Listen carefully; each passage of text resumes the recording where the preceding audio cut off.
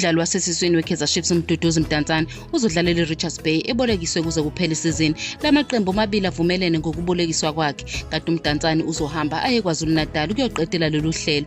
uMdantsane walimala emhlathini engozini yemoto, waphuthelwa isizini eyandulela isizini. Wahlinzwa ukuze alungise umhlathi futhi useluleme. Nokhuhlulekile ukubuyela eqenjini ngaphansi komqeqeshi uNasruddin Nabi futhi akakaze abizwe esikhathini sosuku lomdlalo kule sizini. Ukuphela komdlalo wakhe kule sizini ngowe-Home of Legends Cup lapho enze kahle khona washaya ipenalty yanqobisa iKaizer Chiefs kulo mqhudelwano.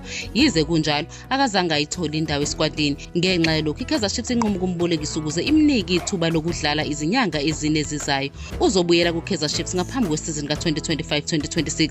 uMdantsane uphuma eqenjini leChiefs Lunch ujoyine leli qembu ekuqaleni kwesizini ka-2023-2024. Udlala imidlalo engu-16 ngesizini edlule, eshaya igoli futhi esiza kwelilodwa. Inkontileka yakhe iphela ngoJuni 2026.